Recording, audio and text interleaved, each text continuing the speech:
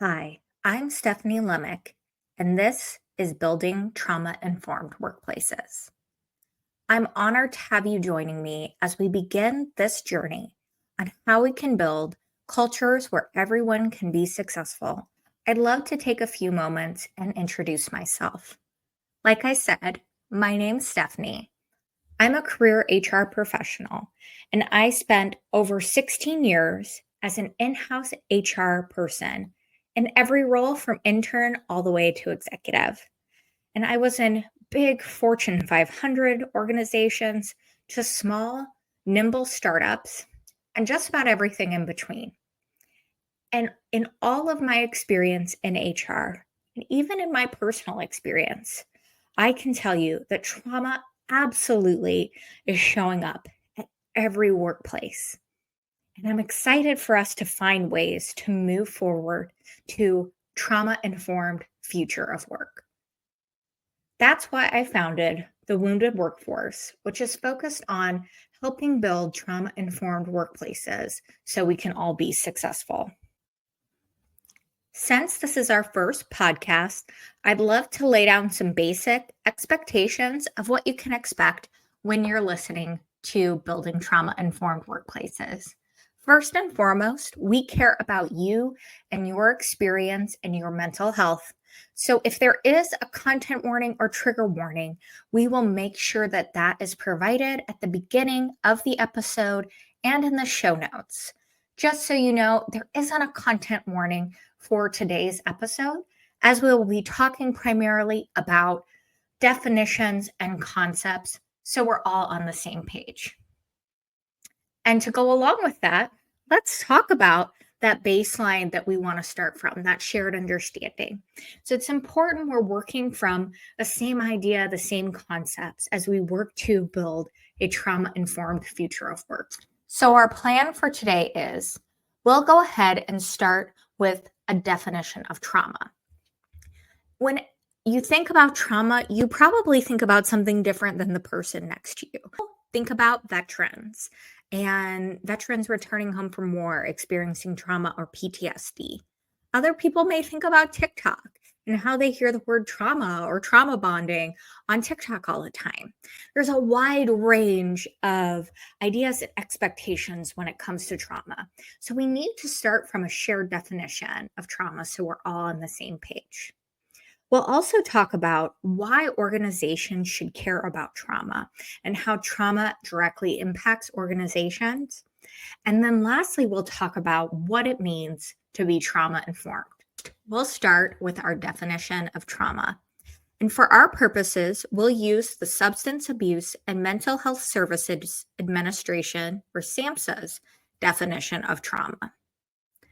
Trauma results from an event, series of events, or set of circumstances that is experienced as physically or emotionally harmful or life-threatening, and that has lasting effects on functioning and mental, physical, social, emotional, or spiritual well-being.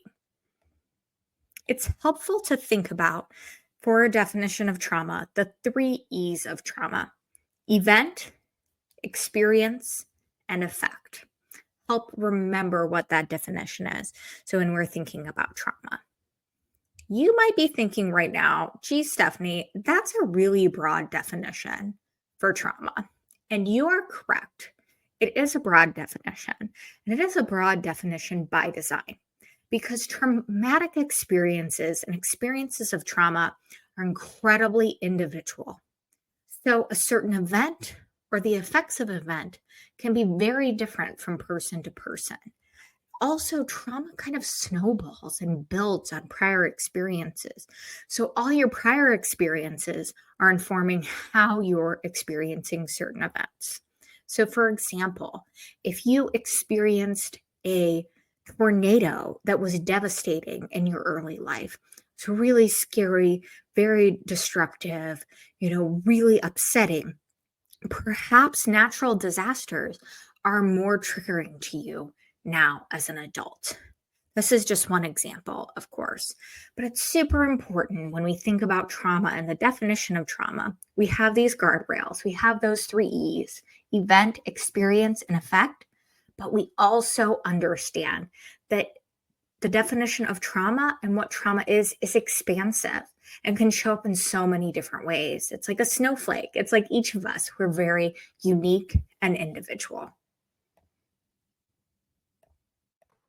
So now that we know what trauma is, or the definition we'll be using as we work through building trauma informed workplaces, let's talk about why organizations should care about trauma. I like to start by thinking of this analogy. Each of us has a suitcase that we bring with us to work. And in that suitcase is all of our knowledge, experience, education, skills, and know how. It's exactly the reason why we've been hired to join the team. That suitcase also includes all of our lived experience.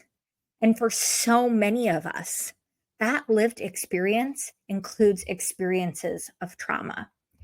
In fact, according to the National Council for Mental Well-being, at least 70% of US adults self-identify as having one or more traumatic experience in their lifetime. Now add in the traumatic experiences of spouses, children, parents, and loved ones. Your team is absolutely filled with people who are experiencing the impacts of trauma in their life, and absolutely that is showing up at work. With an issue this pervasive, why aren't we talking about the impacts of trauma on the workplace and team culture? The truth is, many of us don't want to talk about trauma at work. We don't want to talk about our traumatic experiences, and we don't necessarily recognize and connect past trauma or traumatic events with current challenges.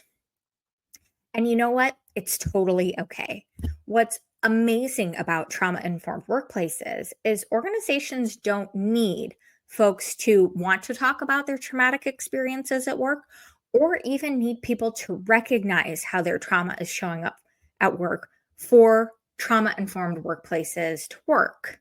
And it's sort of amazing. It's also really important because it gets to one of the key goals of building trauma informed workplaces is that we want to make workplaces that work for everyone. And I know personally, perhaps you've experienced personally, maybe trauma is showing up for you and you don't recognize it. And wouldn't it be great if there were systems and cultures in place to support you before you reached that realization and started your path on your own healing journey? I think it'd be pretty amazing. And I think trauma informed workplaces can absolutely help achieve that. So, trauma is impacting workplaces. So, how might trauma show up at work? Well, it can show up as behavior or relationship challenges on your team. It could show up as absenteeism, health issues, leaves of absence, performance issues. It could show up as secondary trauma or compassion fatigue. Super excited to talk more in depth about that in a future podcast. And also, we have to acknowledge that sometimes workplaces are where trauma occurs. Maybe the workplace is part of how trauma is created for an individual, whether it's the current workplace or prior workplaces.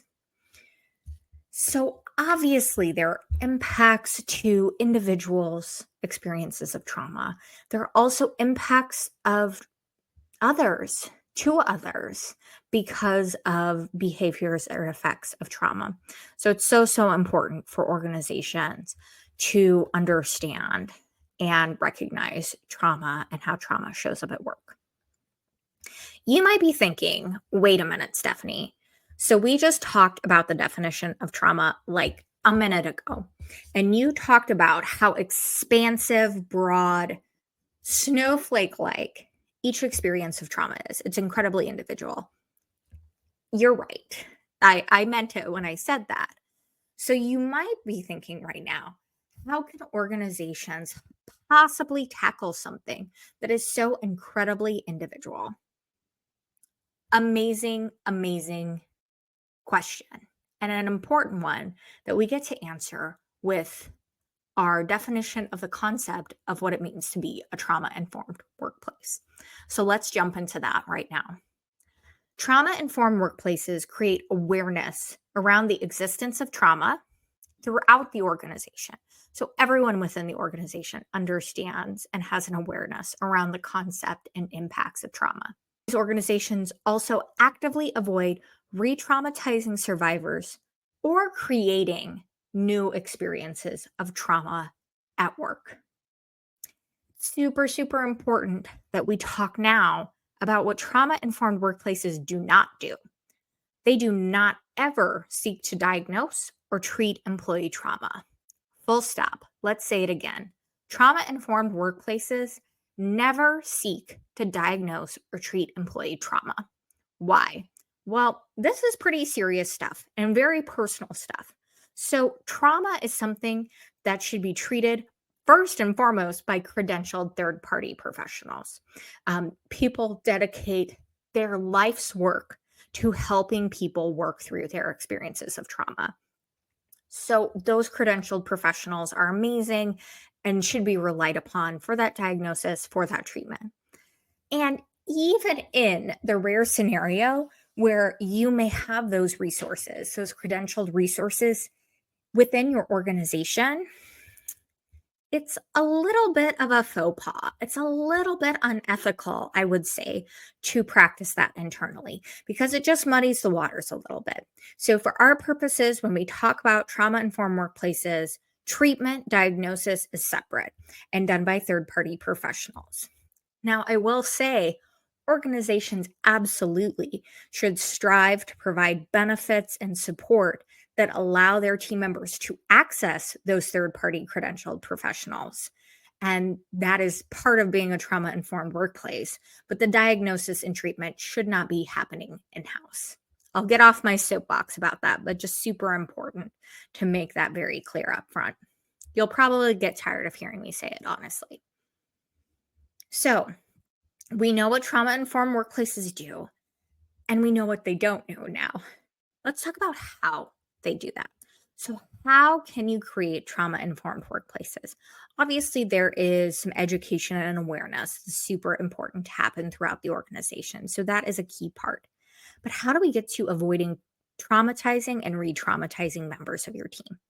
Well, we rely on the principles of trauma informed cultures, which I've created for the wounded workforce as a way to help organizations be thoughtful and build cultures through the lens of being trauma informed.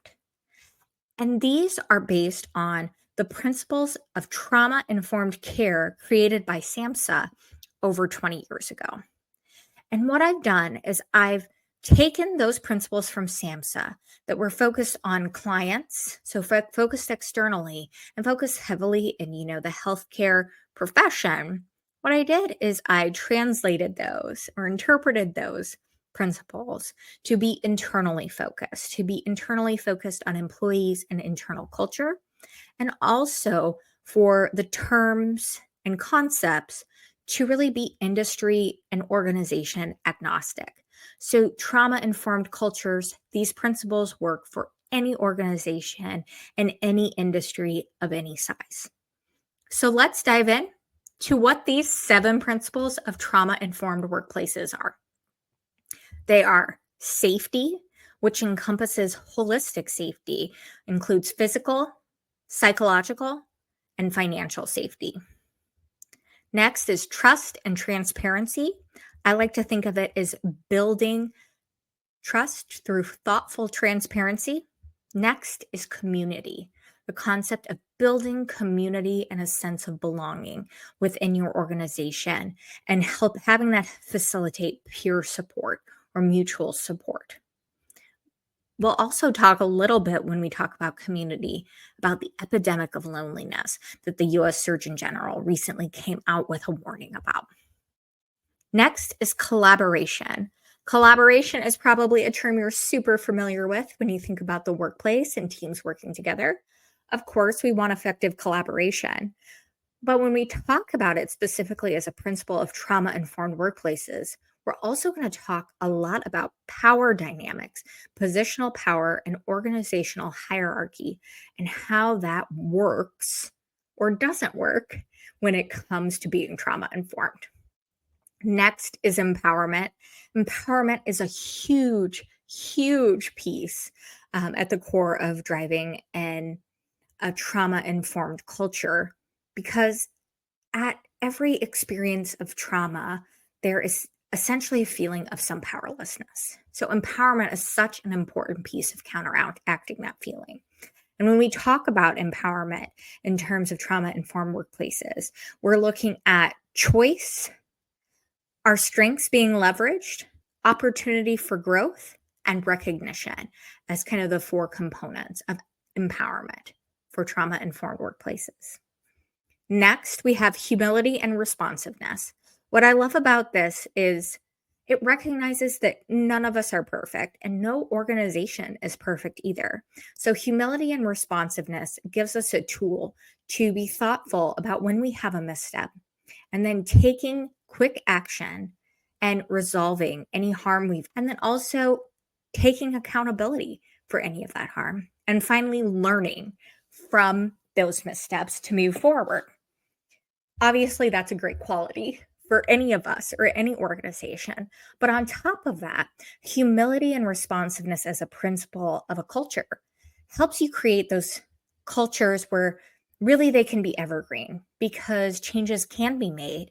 You can make progress. You can move forward with new information because, as part of the core of who you are as an organization, is a way to do that. And last but certainly not least, our final principle is cultural, historical, and gender issues. For those of you who are familiar with trauma or discussions around trauma, you probably know that history, gender, culture, race, religion, economics, a whole bunch of other things really roll in and play into experiences of trauma and how those experiences may be compounded. And sometimes those things are actually the reason there's a traumatic experience. So, an important call out here, an important aspect of a trauma informed workplace. I'll get on my soapbox one more time today and say if an organization is not investing in DE and I initiatives and being thoughtful around that, it's going to be very difficult to truly be a trauma informed workplace.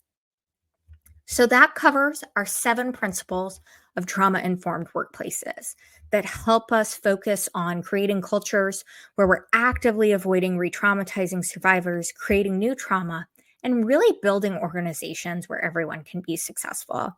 As we talk through these principles in more detail in coming episodes, what you'll see is a lot of them really address hot topics as we're thinking about engaging and growing talent for the future of work. So I'm super excited in our next episodes to start diving into more detail on each of the principles of trauma informed work. Thank you again for your time today. I'm so excited to have you joining me on this journey. Make sure to subscribe to this podcast and share the podcast with friends who may be interested. And also, if you're interested on all things trauma informed, make sure and subscribe for updates in your inbox at www.thewoundedworkforce.com. I'm Stephanie Lemick. Thank you so much for your time today.